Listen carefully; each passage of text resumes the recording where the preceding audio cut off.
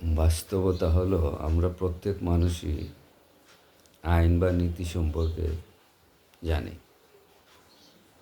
সেটা প্রকৃতিগতভাবে মানুষের মধ্যে সেট করা। কোনটা ভালো কোনটা মন্দ সেটা মানুষ জানে এবং বোঝে। হয়তো কিছু ব্যতিক্রম থাকতে পারে, তো সেটা ভিন্ন বিষয়, কারণ ব্যতিক্রম তো আর উদাহরণ হতে পারে না। তো ইন জেনারেলি আমরা প্রত্যেক মানুষই নিজের ভালো মন্দ যেমন বুঝি, তেমনি কোনটা মন্দ আর কোনটা ভালো সেটাও ভালো বুঝি। তো একজন মানুষ যখন নিজের ভালো মন্দ বোঝে, তখন বুঝতে হবে যে সে সব জিনিসই বোঝে। এখন নিজের ভালো মন্দ বুঝতে যেয়ে যদি কেউ দুর্নীতি, সুদ, ঘুষ, চাঁদাবাজি, পাচার বা অন্যান্য সুদ, জিনা, বেবিচার, অন্যায়, অত্যাচার, আইনের অপব্যবহার বা এগুলো করে নিজের ভালো মনে করে, তাহলে বুঝতে হবে তার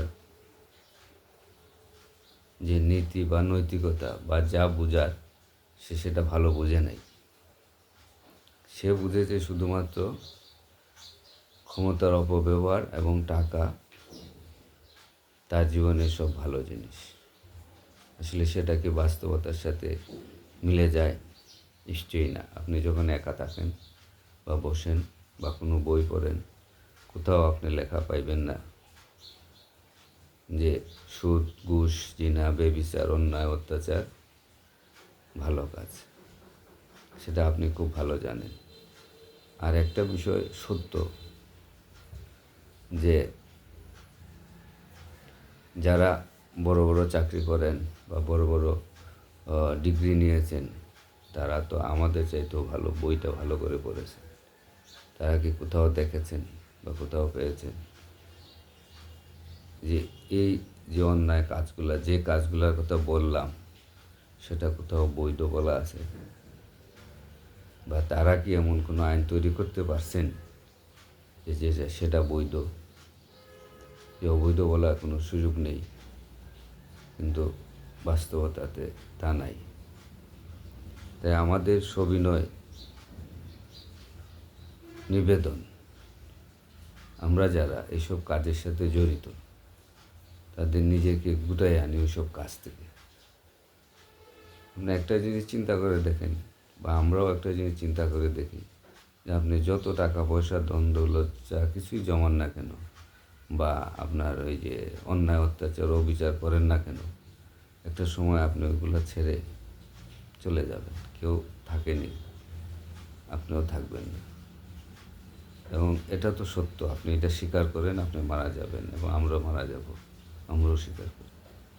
তারপর আবার কী হবে, যে বিচারের মুখোমুখি হবে। আপনি, আমি, সবাই কিন্তু বেহেশতে যেতে চাই, আমরা কেউ দুজকে যেতে চাই না। তাহলে দুজকে যদি আমরা যেতে না চাই, তাহলে তো যে দুজককে নিয়ে যাবে, যার আইন দুজকে নিয়ে যাবে, সে আইনটা তো মানতে হবে। আর মানলে আপনি যেমন ভালো থাকবেন, আমরা যেমন ভালো থাকবো, দেশ ভালো থাকবে, জাতি ভালো থাকবে, বিশ্ব ভালো থাকবে, এবং আমরা সারা বিশ্বে নেতৃত্ব দিতে পারবো। তাই আমাদেরকে নেতৃত্বের জায়গাটা খুলতে গেলে আমাদেরকে অন্যায়, অত্যাচার, অবিচার বন্ধ করতে হবে। তাই আসুন, আমরা যারা এইসব অপকর্ম বা কুকর্মের সাথে জড়িত, আমরা নিজেরা এগুলা ছেড়ে দিই এবং অন্যদেরকেও না করতে উৎসাহিত করি। আল্লাহ আমাদের হেদায়েত দান করুন। আমিন। আসসালামু আলাইকুম।